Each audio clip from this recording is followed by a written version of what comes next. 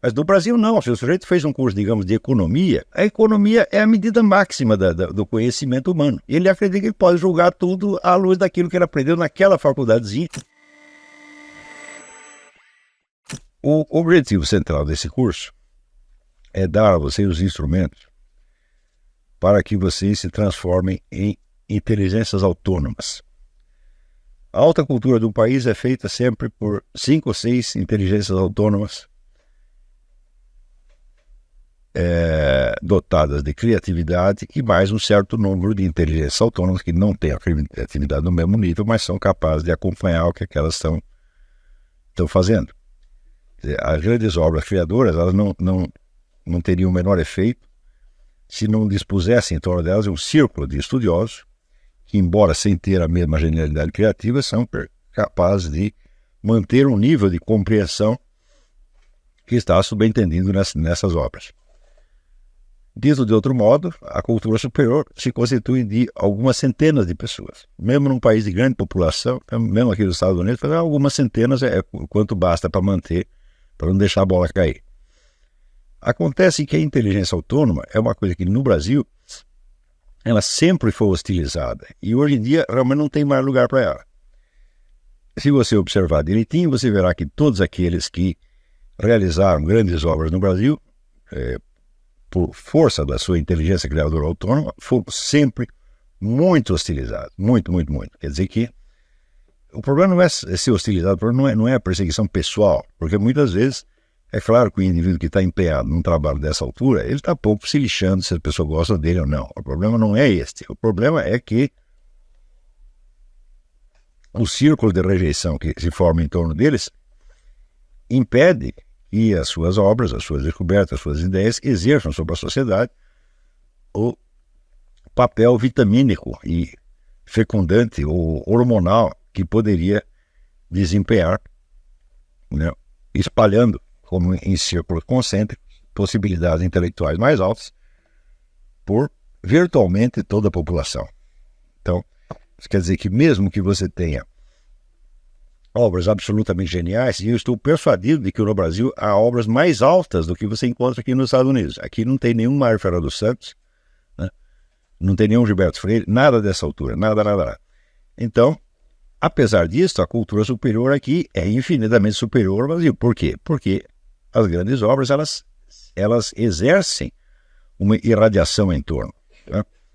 Elas têm um papel na educação e elas são aceitas e prezadas como um patrimônio nacional. Eu acho que no Brasil, né, quando não são considerados verdadeiros crimes de lesa pátria, como aconteceu no caso do Gilberto Freire, elas são simplesmente soterradas sob camadas e camadas de silêncio desdenhoso ou de hostilidade invejosa. É uma coisa absolutamente doente.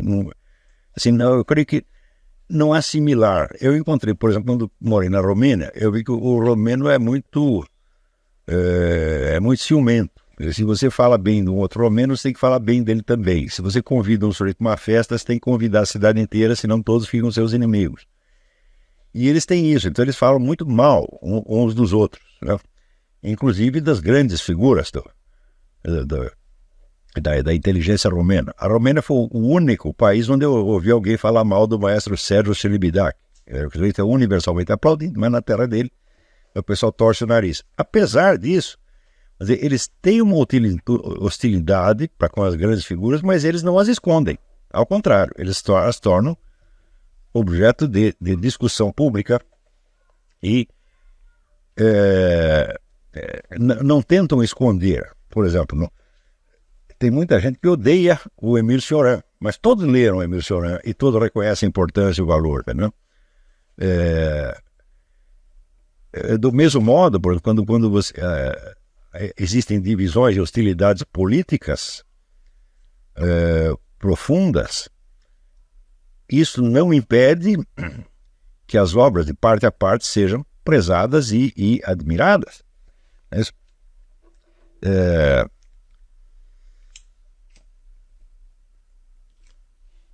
Lá vigora um pouco o negócio do falem mal, mas falem de mim, né? Mas no Brasil não. No Brasil é não falar nada, é fazer de conta que não existe, e é, sobretudo, esconder o sujeito e usurpar as ideias, as expressões, até às vezes a linguagem do camarada, imitar, macaqueá-lo, tá certo? E repassar adiante sob forma caricatural. De maneira que é um processo entrópico. Tudo que foi feito de mais alto e de melhor acaba sendo, vamos dizer, esmigalhado em milhões de cópias infinitamente inferiores, né?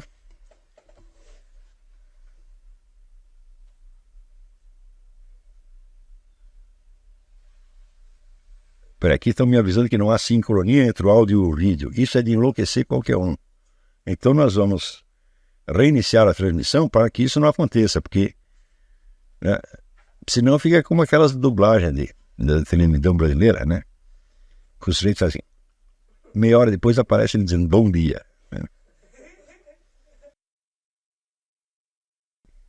Precisa esse outro microfone para ligar também? Então, muito bem. Então, agora já sincronizou. Então, acho que eles acompanharam a primeira. Não preciso repetir o que eu disse ou não? Não. Muito bem. Então, quando ele fala de inteligência autônoma, surge o problema de qual é a base da segurança que o sujeito tem para dizer isto ou aquilo, para acreditar nisso ou naquilo, para acreditar que aquilo que ele descobriu é verdade, né?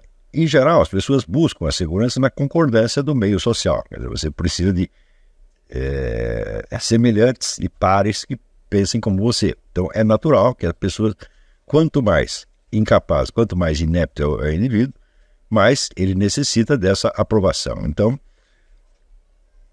a confirmação mútua de vários idiotas transmite a todos eles uma sensação de segurança, uma sensação de estar na realidade.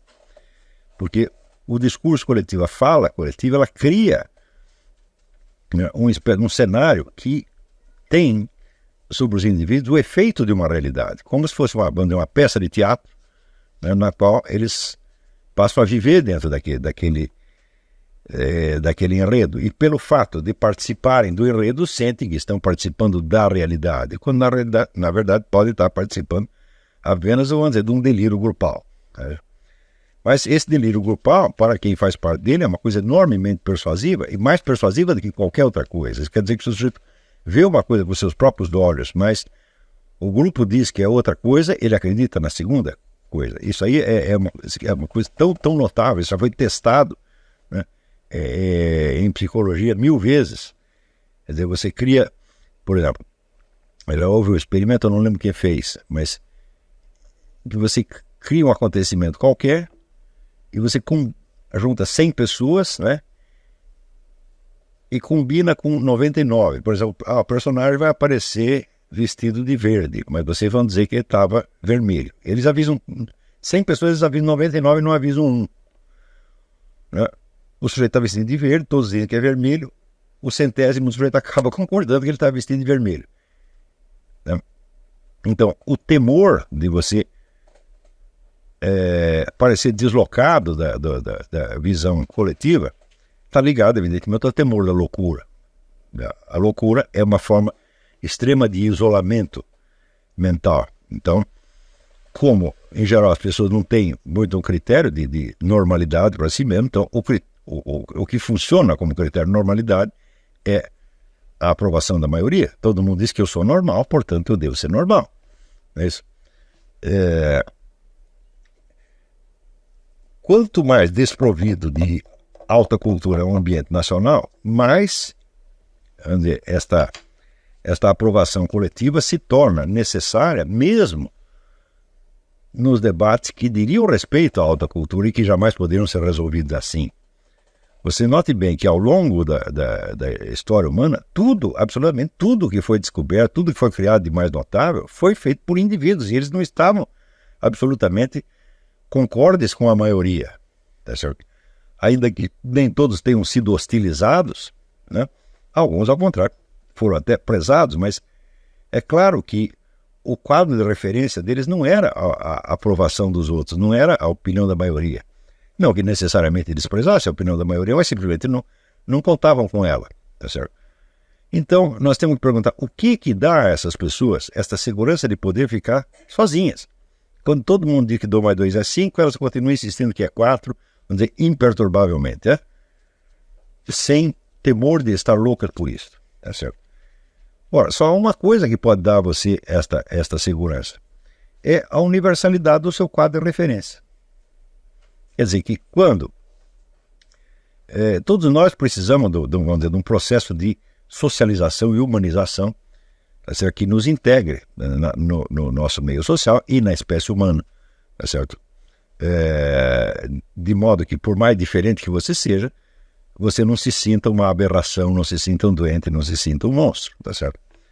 Então,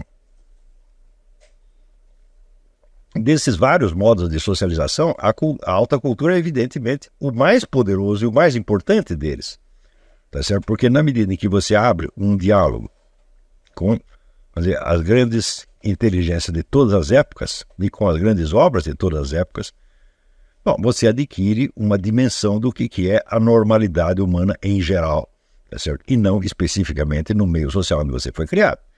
É isso que se chama, em antropologia, você se desaculturar. Quer dizer, desaculturar, você se libertar das limitações da sua cultura em particular e ser capaz de raciocinar como uma pessoa de outras culturas, de outros lugares e, sobretudo, de outras épocas, né?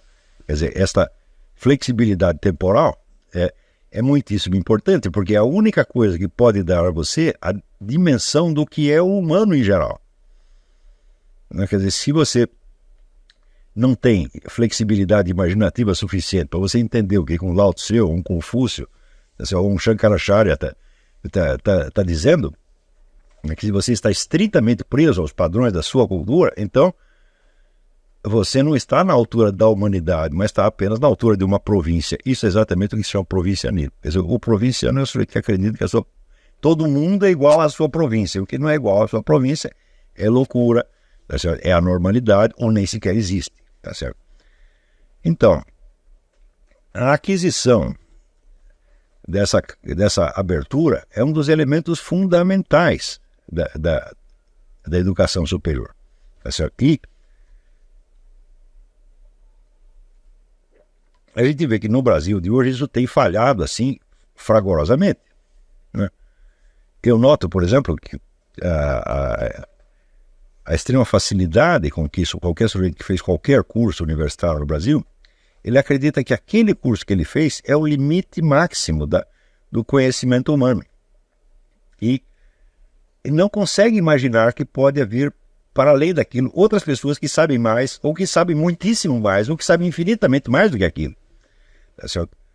Você vê que aqui nos Estados Unidos a gente de fato não encontra esse problema. Aqui qualquer especialista em qualquer coisa, ele sabe as limitações da perspectiva dele, e sabe que para abordar certos problemas ele precisa da colaboração de muitos especialistas de outras